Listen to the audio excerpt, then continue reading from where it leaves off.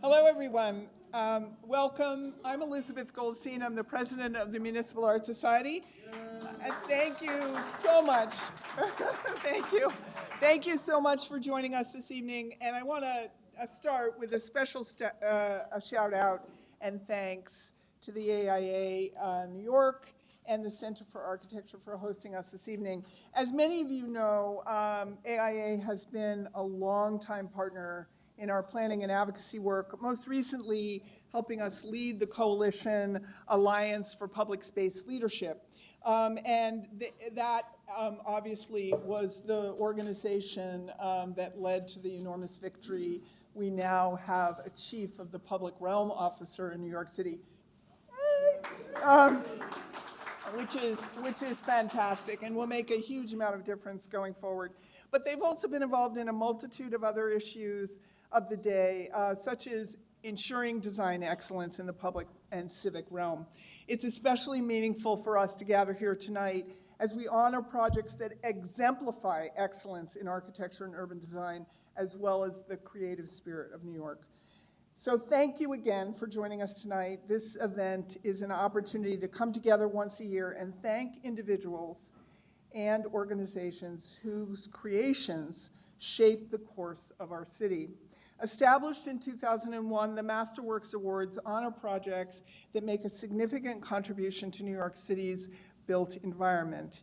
Each of our 2023 MASterworks honorees represents an exciting addition or substantial improvement to our city's built environment. From a hub for artistic development housed in an old foundry to an innovative care center serving our city's animals, we are honored to recognize some of New York City's best projects from 2022. MAS, as many of you know, was founded 1 billion years ago in 1893, and in generations since, New York has changed in many ways that our founders could never possibly have predicted.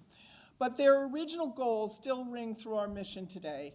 We must protect New York as a place that welcomes the new, enabling the artist, the entrepreneur, the social innovator, and challenge us all to protect the best of our past and tell our collective stories in their full-throated glory. We have an opportunity to celebrate each of our honorees tonight, but I want to thank you as a group for creating projects that serve these timeless goals. I am always delighted to see the dedication of our honorees to improving New York City's civic life. Each year with a brand new jury who comes together specially for whatever year they're working on, we somehow manage to honor those projects that improve our collective life, making it more livable, more equitable, and more resilient. And this group of MASterworks awardees is no exception. Please accept my sincere congratulations. Now, please join me in welcoming the 2023 MASterworks jury member and MAS board member, Wendy Evans-Joseph, to present our first award.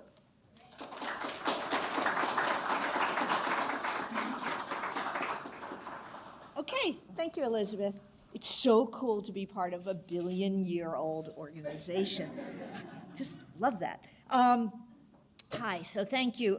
Yes, the jury, we looked at an outstanding group of projects and made a detailed review. We were vigorous, we were rigorous in our evaluation process. And it was very challenging to narrow down our choices. So I congratulate all the designers on your projects. It's truly excellence in architecture, landscape, and of course, urban planning in our city.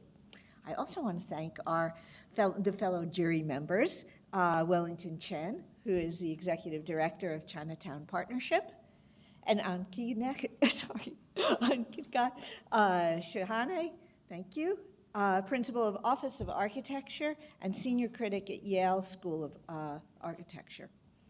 Signe Nielsen, who couldn't be here tonight, she's the founding principal of Mathers Nielsen Landscape Architects. So let's get to business. It is my honor to first present the MASterworks Award for Best Restoration. This is that going to come up now? This is the revitalization of David Geffen Hall. There you go. The project is centered around a deep focus on welcoming audiences both new and existing. The project reimagines the entire concert-going experience, creating a state-of-the-art theater. It serves as the home of New York's Philharmonic and accommodates a diverse range of artists and audiences. The project also features improved accessibility throughout the place and created thousands of square feet of new public space for diverse cultural performance and community uses, much of it free to the public. The reimagined space has achieved all this while respecting the iconic exterior and spirit of Lincoln Center. So I would like to welcome Sybil Waugh, principal at Diamond Schmidt, and Todd Williams, founding partner, Todd Williams, Billy Tsen Architects, to accept the award for Best Restoration.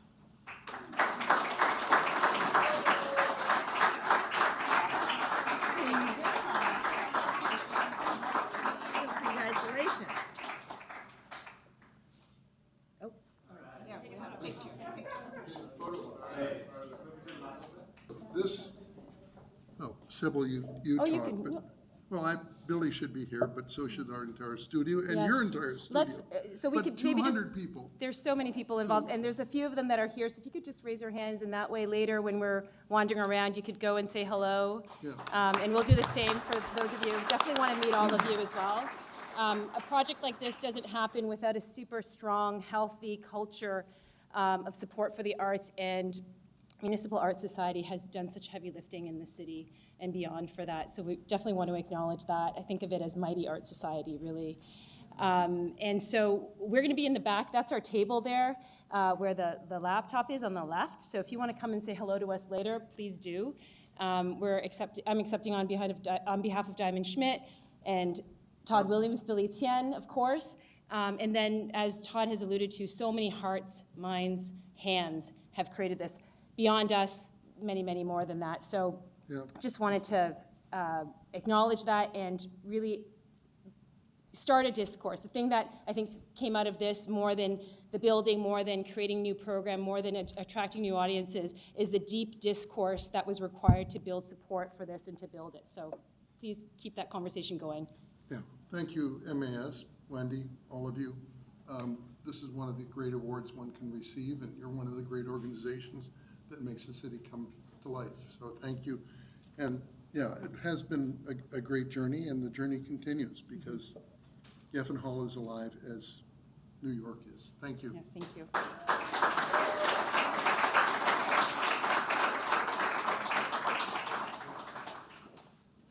Okay, I'll just introduce our next presenter. Anika, come on up. Hi, everyone. I'm Aniket, and I should also say I, too, was honored to take part in what is apparently a billion-year-old organization. So I'm presenting 2 awards, and I'll apologize in advance if I mispronounce anyone's names. I mispronounced my own name, so I shouldn't be doing that. And thanks, Wendy, for the intro.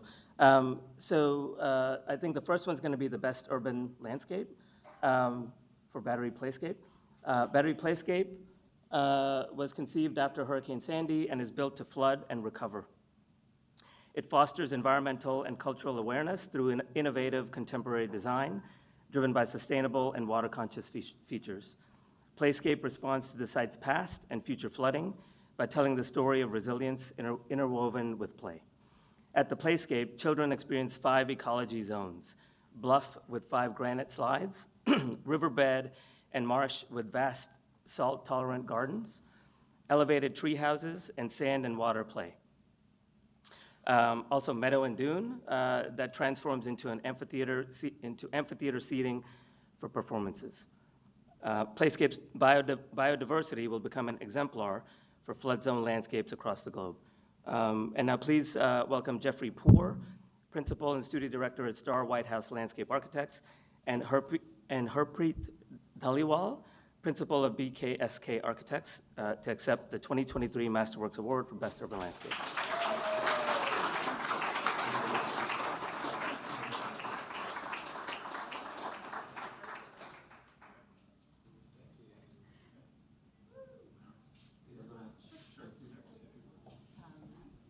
Hi, I'm Harpreet Dhaliwal from BKSK, and I have to say you pronounce my name better than most people do, so no worries there. So this project was truly a co-design with Star White House Landscape Architects and Planners. From the very beginning, we did everything together, and that made it a really successful project. We had collaborators and fabricators such as Situ and Fine Concrete that made it a really beautiful space and helped us overcome the challenges of the site. And especially our client, Wari Price, from the Battery Conservancy, was really the person whose vision led to this project, the person whose respect for design and advocacy for design made it happen. So we really thank Wari for that.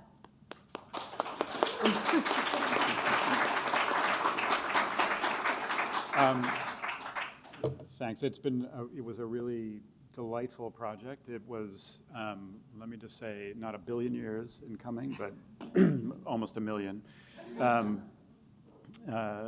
But it's been well worth the wait, as you can see.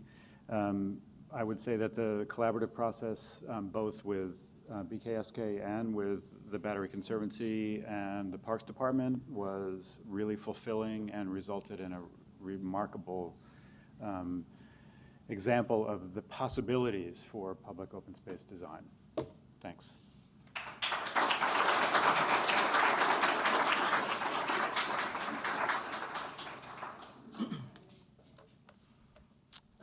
Okay, so the next one is Best Adaptive Reuse. And there were so many great projects. I think Wendy and Wellington would agree. Even some that aren't being recognized today, but so many good ones, and this one was definitely one of my favorites. So the next one is for Best Adaptive Reuse.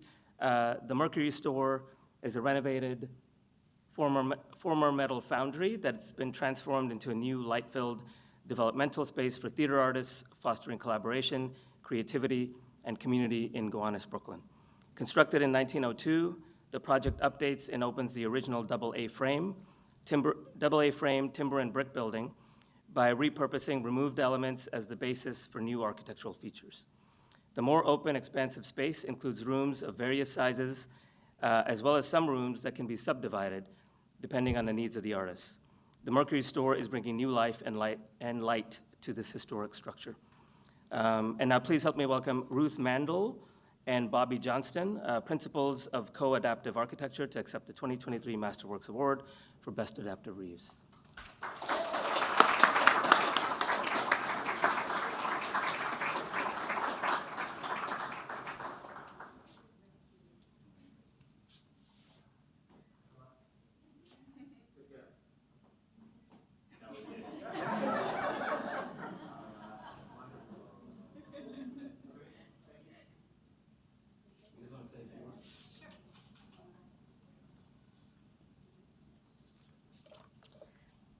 So firstly, I want to thank MASterworks Committee for honoring us with this award.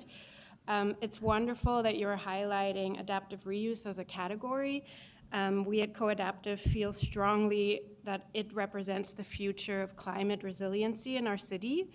And this project is very special to us because it embodies many of our values around reuse, both at the building scale, but also at the material level. Keeping embodied carbon locked in our buildings and cities is really of utmost importance in tackling climate change. A successful project takes collaboration and dedication, as we've heard today. So I wanted to thank our Co-Adaptive team, who worked very hard over many years from project conception through construction. And one of our associates and team lead of the project is here today, Leon Fraser. I wanted to thank them specially.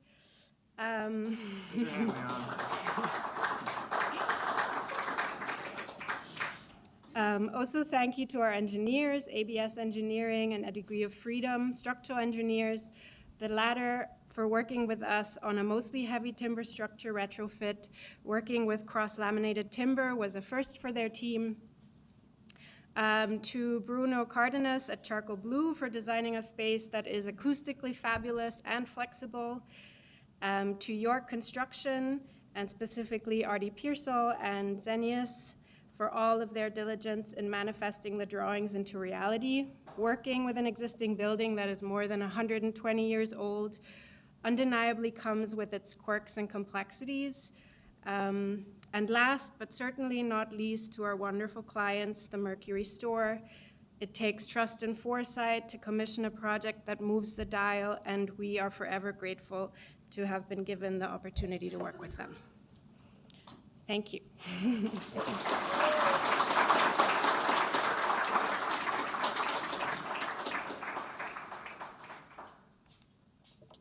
And now I'd like to introduce and welcome my fellow MASterworks jury member, Wellington Chen, Executive Director of the Chinatown Partnership, to present our next two awards.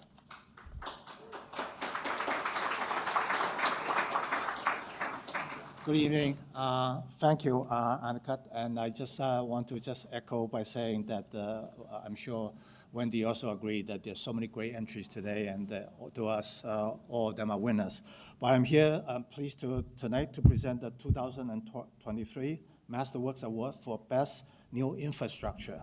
The MTA Grand Central Madison is the first expansion of the Long Island Railroad in 150 years and allows service to go directly to Manhattan's east side for the first time. This new transit center was built inside a massive man-made cavern and served by rail tunnels carved through bedrocks, and you know the bedrocks in Manhattan.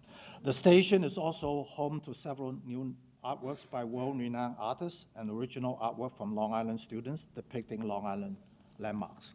The 42nd Street corridor connection transformed the 100-year-old passageway from Times Square to Grand Central Station into a modern, efficient, and ADA accessible pathway. Thanks to this project, New Yorkers and tourists alike can enjoy the expanded platform and improved station circulation. The project also includes beautiful mosaic artwork designed by artist Nick Cave. Please welcome MTA Chairman and CEO Jenna Liebert, Judith Kunoff, SVP for Program Executive Eastside Access at MTA Capital Construction, and Matthew Zetwalk, Vice President and Program Executive at MTA Construction and Development, to accept the 2023 MASterworks Award for Best New Infrastructure.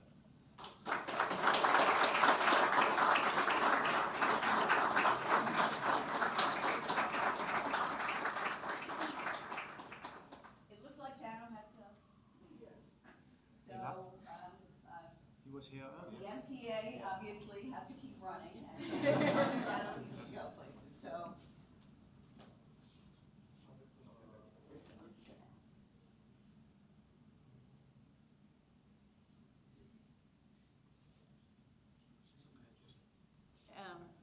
So I guess I'll continue with the themes that have already been stated. I mean, our project, Grand Central Madison, many of you know as Eastside Access. We're talking about Municipal Art Society is 1 billion years old. For most of you, I'm sure in this room, you would say Eastside Access or Grand Central Madison has been a really long time in coming. So that theme. In terms of adaptive reuse or working within existing structures, which I guess we'll talk about with the 42nd Street corridor as well. Obviously, we're all very familiar with Grand Central Terminal, and to build a terminal of the size that this wonderful team did under the city of New York is just, a feat that is very hard to even fathom. I hope that you all go to the terminal and enjoy. It's a new 8-track terminal. So I want to thank Municipal Art Society for calling us out, but I really want to encourage everyone to use the opportunity that the terminal provides. It was really there to change how New Yorkers, get around this area, and so I really do hope that you use it. I also want to highlight the team. Obviously, it takes more than a village. It takes a lot of people to plan, design, construct, manage the construction for a project of this size. And many of us are here today, many from the MTA, as well as consultants. I mean, when you have more than 50 construction contracts, you can just imagine the names. So they're here. I hope that you do congratulate them. They most certainly deserve it, and thank you.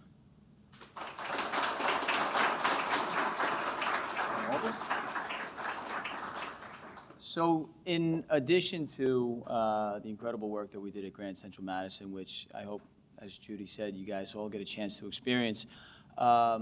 Just adjacent to that, we had our Times Square shuttle connection project going on, which for the 500,000 or so commuters that use the Times Square station each day, if you don't know about the shuttle, it services about 100,000 customers per day, and it's a vital connection between Times Square and Grand Central.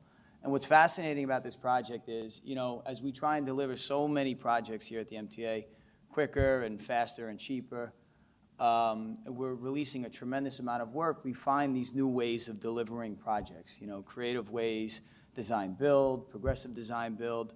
But the one thing about this project that is really near and dear to, I think, our chief architect here too, Linda Tan, and Sandra Bloodworth, our director of arts and design, is that this project was completely designed in-house with our own in-house engineers and architects. So it's truly a testament to a lot of the hard work that we're doing at the MTA with our own in-house engineers and architects to deliver incredible projects like this. And Sandra and her team did a fantastic job.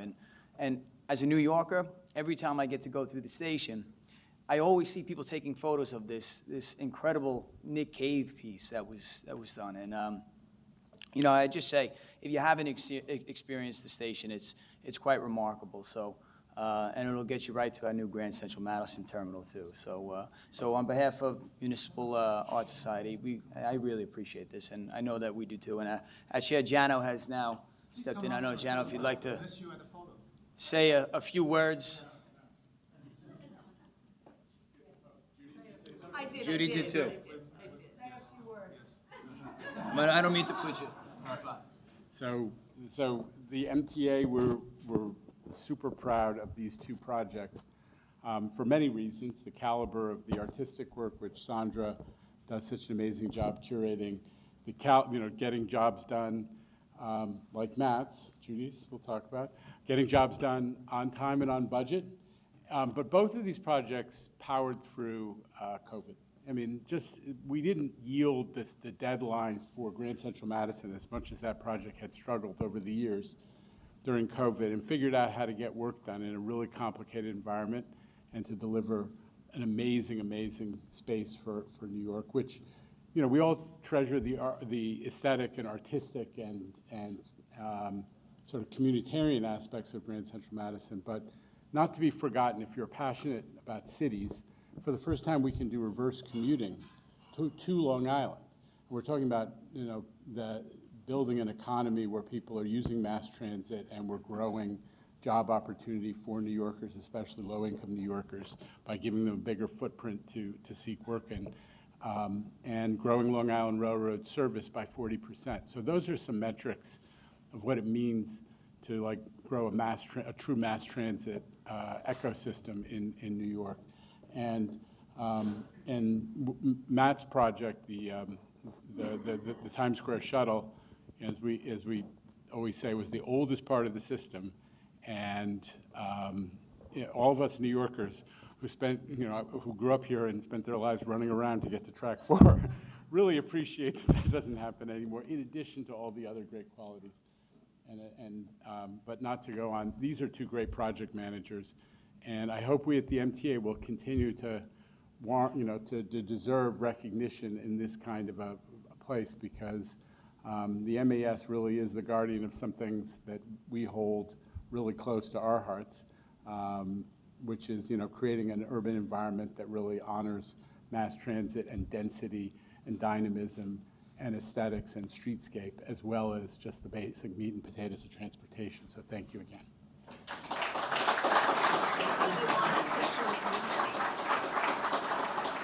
That's my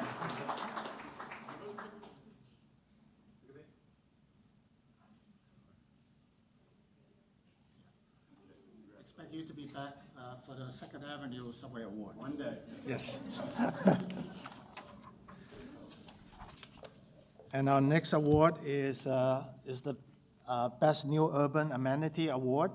That award goes to Powerhouse Arts, based in Gowanus, Brooklyn, which is a not-for-profit organization committed to creating creative expression, housed in a purpose-built facility. The organization hosts an extended network of art and fabrication professionals and educators with workshop space dedicated to fabrication in wood, metal, ceramic, textile, and print. Previously a power station, the site was converted into a 6-story art production center, keeping details from the original structure in order to respect the history of the site and its industrial landscape. As one of the last historic structures on a nearby canal, Powerhouse retains and fosters ongoing manufacturing and artistic activity in Gowanus.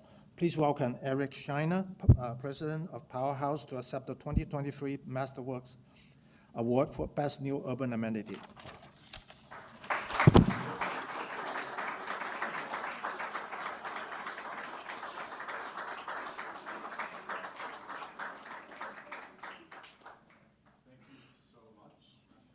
Thank you.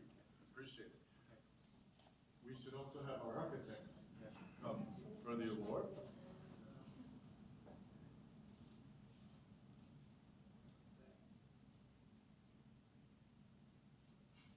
Thank you. So thank you very much to MAS, to the committee for this award. We are very excited to usher in a new way of creating culture here in New York City. As the former director of the Andy Warhol Museum, the idea of an art factory is nothing new to me.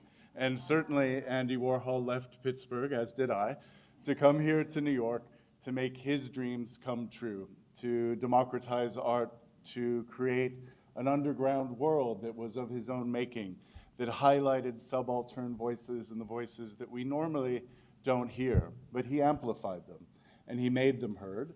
And that is exactly what we at Powerhouse Arts hope to do as well, to support artists in their creative endeavors, and not just visual artists, performers, architects, designers.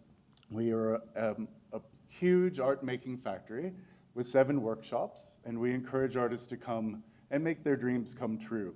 Our founder, Joshua Reckness, not only envisioned this project, but also paid for it fully. From one family foundation, so that artists would always have an affordable place to create art right here in the heart of New York City, knowing that so many workshops are being priced out, having to move out of state or further afield or close. That is no longer a problem, thanks to Powerhouse Arts, and also thanks to the incredible architects behind. So Phil, do you want to say a quick word? This is Phil from Herzog Demeron. So it is a great honor to have worked with the Powerhouse Arts on this amazing site, and also to be recognized by the Municipal Art Society, and to get to work with such a big group of people in a community of artists and experts like Jim Sager from PPTW, who we've collaborated before at the Park Avenue Armory, and to come together on this very unique site, also from 1904, and find a way to activate a piece of history in the Gowanus to enhance what was already there for the next 100 years. I know there's too many people to name. I think Burrow Happold for a project like this. I know Melody is here in the audience. There's hundreds of people that collaborated to make this project possible, and we're just excited that we could contribute to a little piece of New York, sort of extended into the future for the next 100 years. So thank you very much. Jim?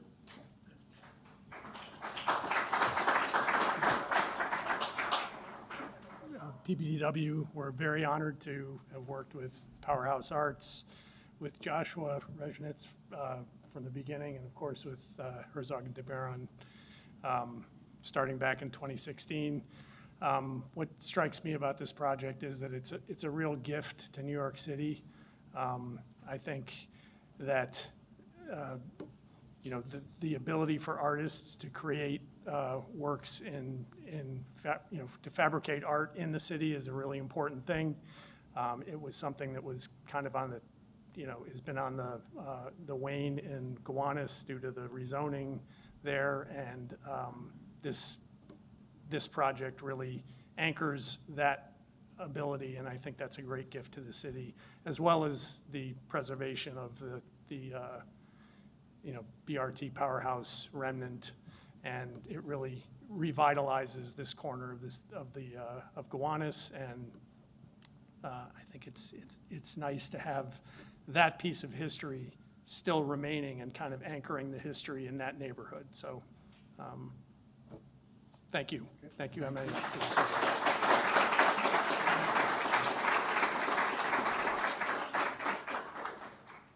And now, please welcome back Wendy Evans-Joseph back to present the next award. Thanks. Okay, thank you, Wellington. That was great. I am honored to present the 2023 MASterworks Award for Best New Building. The Staten Island Animal Care Center creates a humane and controlled environment for animals awaiting adoption. This new facility combines contemporary shelter construction principles, emphasizing health and comfort and welcoming design. The state-of-the-art building houses animals around the perimeter of the building. Offices and service functions are located in the interior. This planning strategy maximizes the benefits of natural light, making a great living environment for animals as well as for the staff. The architects made a lively facade populated by animals, and at night, the soft glow of the building illuminates the neighborhood. So please join me in welcoming James Garrison, founder of Garrison Architects, to accept the 2023 MASterworks Award for Best New Building.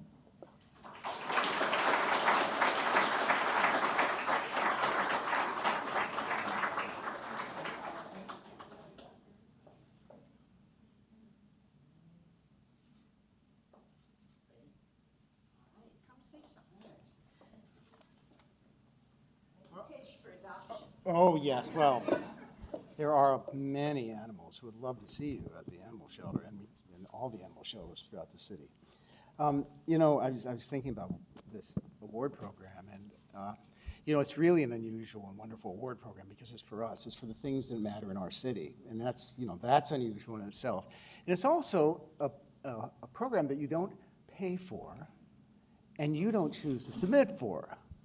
So you get chosen for this program. Now, that's different than most architectural awards these days, which is a kind of an industry that's gotten a little out of control, frankly.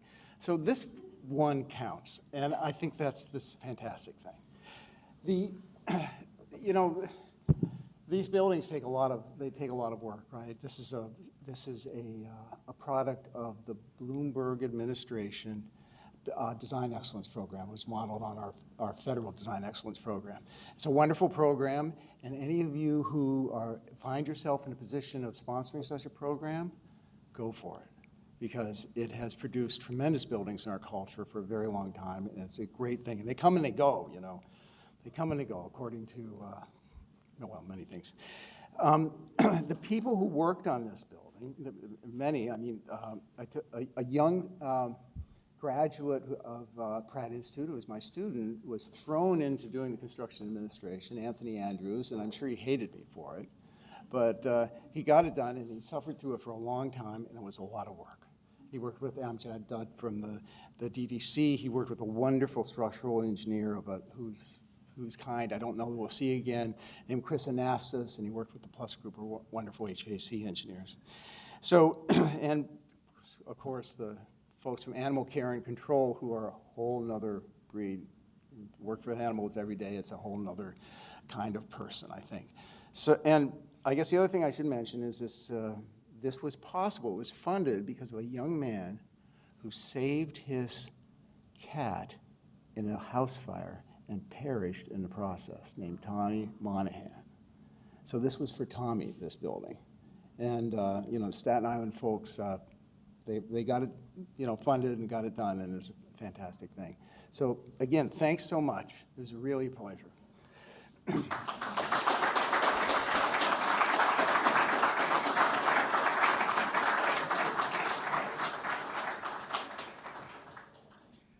Would you please help me thank all of these marvelous people for these fantastic projects?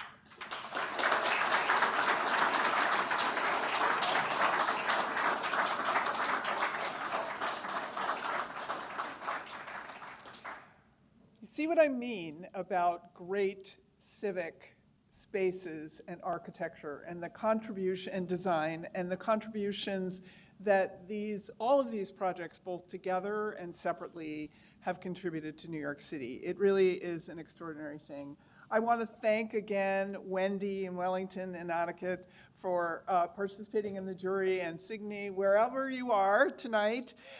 We really, really appreciate all your insights and willingness to grapple at the table to come up with these great award winners. I want to thank again the Center for Architecture for hosting us, and an extraordinary team here and with MAS who pulls together these programs and makes them happen.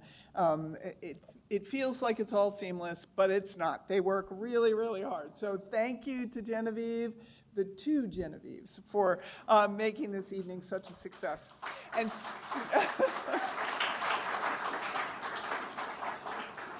and so now, please have some more wine and some more snacks, and please visit the laptops and have a chance to chat with this incredibly talented set of teams who produce these incredible projects. Congratulations, everyone, in the end, and thank you all for joining us.